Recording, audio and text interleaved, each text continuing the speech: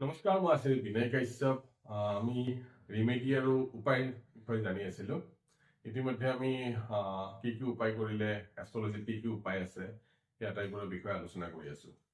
আজি আমি আলোচনা কৰিম সংকল্প আৰু ফাষ্টিং, যাক উপবাস বুলি কয়। সংকল্প আৰু উপবাসৰ দ্বাৰা কেনেকে গ্ৰহ এটাৰ নকাৰাত্মক দিশবিলাকো আৰু পজিটিভ কৰিব পাৰি, নিগেটিভ দিশবিলাক, সেইবিলাকৰ বিষয়ে আলোচনা কৰিম। চাওক, সংকল্প মানে হ'ল কি যে কোনো এজন গুৰুৰ দ্বাৰা বা কোনো এজন ব্ৰাহ্মণৰ দ্বাৰা বা আপোনাৰ অধিষ্ঠ দেৱ দেৱীক সাক্ষী কৰি তেওঁলোকৰ নামত এটা সংকল্প লোৱা হয়। আৰু সেই সংকল্পটো হ'ল কি যে আপোনাৰ ভিতৰত কিবা এটা, ধৰি লওক কিবা এটা কাম আছে, বাকী সেইটো কৰিব লগা হয় আছে, কিন্তু সেইটো আপুনি কৰিব পৰা নাই বা সেইটো হৈ উঠা নাই। তেতিয়া কি কৰা হয়, সেই গুৰুৰ কৃপাত বা কোনো এজন বিদ্বান ব্ৰাহ্মণৰ হাতোৱাই বা অধিষ্ঠ দেৱতাৰ শপত গ্ৰহণ কৰি কি হয়, এটা সংকল্প লোৱা হয়। সেইটো কৰি দিয়ে ব্ৰাহ্মণে, ঠিক আছে। সেই সংকল্পটোৰ দ্বাৰা কি কোৱা হয় যে মনত এটা উইচ কৰা হয় যে মোৰ যদি কিবা এটা কাম বা অমুক কামটো হৈ যায়, তেনেহলে মই অমুক কামটো কৰিম, অমুক পূজাটো কৰিম বা অমুক গ্ৰহটো শান্তি কৰিম বা অমুকৰ দান দক্ষিণা কৰিম। এই ধৰণৰ কিছুমান সংকল্প লোৱা হয়, ঠিক আছে। আৰু এই সংকল্পটো 1 বছৰৰ কাৰণেও হ'ব পাৰে, 2 বছৰৰ কাৰণেও হ'ব পাৰে, 3 বছৰৰ কাৰণেও হ'ব পাৰে বা তাতকৈ দীঘল হ'ব পাৰে। এই সংকল্পবোৰ যেতিয়া কামটো হৈ যায়, তাৰপিছত এই সংকল্পৰ পূজা অৰ্চনা আদি কৰা। সংকল্প মানে একদম শ্বৰ্ট ফৰ্মত যদি আপুনি জানিব বিচাৰিছে যে যদি কোনো এটা কাম হৈ উঠা নাই বা সেইটো কৰিব বিচাৰি আছে, তাৰ কাৰণে আপুনি মনত এটা দৃঢ় প্ৰতিজ্ঞা কৰিছে যে মোৰ সেই কামটো যেতিয়া হৈ যাব, তেতিয়া মই মোৰ এই যিটো মই সংকল্পবদ্ধ হৈছো সেই কামটো কৰিম।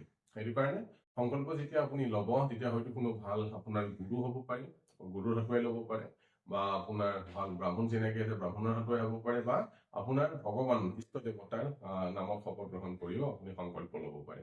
মনত ৰাখিব, কিন্তু সংকল্পটো লয় যদি কামটো হৈ নুঠে, তেনেহলে আৰু সংকল্প লোৱা মতে যদি আপুনি কাম নকৰে, তেনেহলে তাৰ দুষ্পৰিণামো পিছত ভুগিবলৈ দেখা পোৱা যায়। সেইটো উদাহৰণত আমি যদি চাওঁ, সত্যনাৰায়ণ পূজাটো আমি সেই উদাহৰণটো চাওঁ। যেতিয়া বৈশ্যই যেতিয়া ছোৱালী হোৱাৰ পিছত তেওঁ সংকল্প লৈছিল যে ছোৱালী হলে তেওঁ সত্যনাৰায়ণ পূজা কৰিব, কিন্তু তেওঁ নকৰিলে। লাষ্টত তেওঁ কিমান দুষ্পৰিণাম ভুগিব লগা হ'ল, ফেমিলি কিমান দুষ্পৰিণাম ভুগিলে, সেইটো আপোনালোকে সকলোৱে শুনা পাইছে সত্যনাৰায়ণ যেতিয়া পাঠ কৰা হয়। এনেকুৱা ধৰণৰ বহুত উদাহৰণ আছে। সেইটো কাৰণে মনত ৰাখিব, সংকল্প খুব এটা সহজ কিন্তু খুব জটিল। সংকল্প যদি লয়, তেনেহলে তাক আপোনালোকে যেনেকে নহওক বাস্তৱত কৰিবই লাগিব। আৰু তাৰপিছত হ'ল ফাষ্টিং। সংকল্প কেতিয়া ল'ব, যেতিয়া আপুনি গোটেই দিনটো ফাষ্টিং ৰাখি হৰিৰ নাম লয় বা ভগৱানৰ নাম লয়, কোনো ভাল বিদ্বানৰ হাতোৱাই আপোনাৰ সংকল্প পূজা কৰা হয়। সেইমতে সংকল্প পূজা কৰি আপুনি সেই দিনটোলৈ বাছি চাব লাগে। সেইটো কাৰণে মনত ৰাখিব যে সংকল্প আৰু ফাষ্টিঙৰ দ্বাৰাও খুব ধুনীয়াকে কোনো এটা নকাৰাত্মক গ্ৰহক বা নকাৰাত্মক সময় বা নকাৰাত্মক ভগৱানকো সকাৰাত্মক কৰিব পৰা যায়।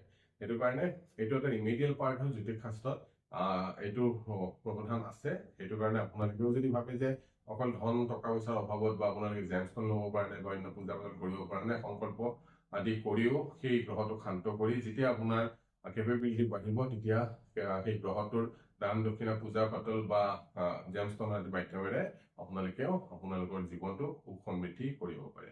আশা কৰি ভিডিঅ'টো আপোনালোকক জ্যোতিষীয় পৰামৰ্শ বা ৰিমেডি বা উপায়ৰ বিষয়ে অলপ হ'লেও জ্ঞান দিব।